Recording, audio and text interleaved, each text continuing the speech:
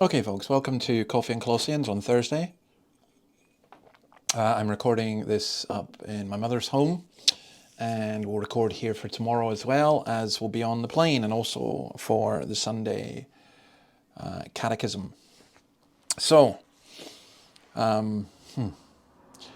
we are into a very interesting subject today and tomorrow, and in fact, into next week as well. It's headlined in the NIV, Instructions for Christian Households. Wives, we're going to look at verse 18 today. Wives, submit yourself to your husband as is fitting in the Lord. Now, just some preliminary remarks. First of all, the greatest strain that many people face in their lives is in their relationships. The people who are closest to you, sometimes you can hurt them and it causes more strain. Now, the Bible, there are just hundreds of books written on this. I don't think that the Bible teaches a great deal about how to have a successful marriage. I think it tells us about our relationship with God and how that impacts all other relationships. So Ephesians 5, 1 Timothy 2, 8 to 15, Titus 2, 1 to 10, 1 Peter 2, 18 to 3, 8. Now, we're going to look at these verses and maybe just some reflection that we've been looking at three great principles of the Christian life. One is peace of Christ in our relationships. The other is the word of Christ dwelling richly in us.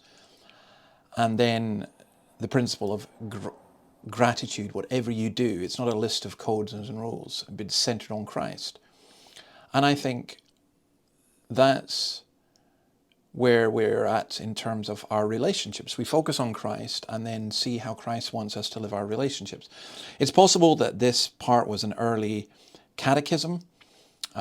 Luther called them the Haustafeln, the household tables. This is different from the non-Christian moralist tables. This is focused on Christ. So let's just go with the wives first of all, because that's where this does. For the wife, the lordship of Christ in life means a calling to honor and affirm her husband's leadership and help him exercise his role within the family. Now, that's so counterintuitive and is so in our culture and so open to abuse and has been abused so many times. There's a temptation to just reject it.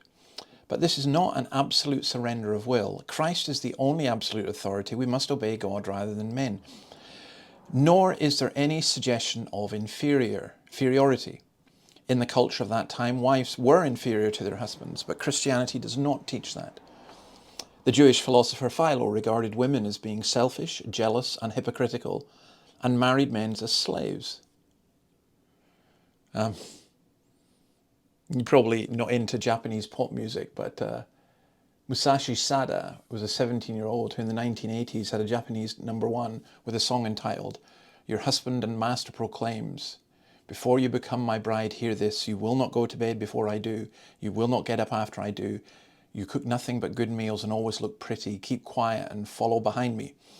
This is overtly not teaching that.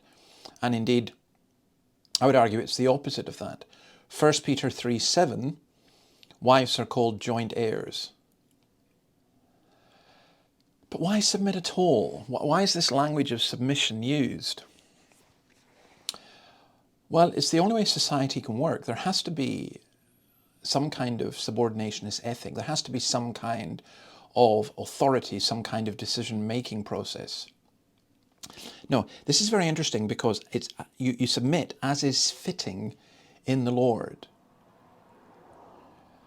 So there may be a temptation for a woman to want to dominate her husband, and because you're a Christian, you won't do that. It's interesting, 1 Corinthians 11:3 talks about the submission of Christ to the Father as being equal and submissive. I don't think that submission here is something that leads to abject slavery, but I think it rather leads to fulfillment in Christ. Because think of the alternative. The alternative is you're going to have two people who are battling against one another. One maybe has a dominant personality. One may be dominant physically. One may be dominant because they have more power in terms of money and so on.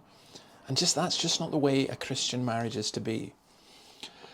So I'm sorry, I can't really add anything more to that at this stage. I just think perhaps the key thing here for a wife is to respect her husband. It's very easy not to respect someone whom you know so well, and whose faults you know, and who you get frustrated at. But think about it, pray about it. Wives, submit yourselves to your husbands as is fitting in the Lord. Okay, God bless you, and see you tomorrow for the husbands.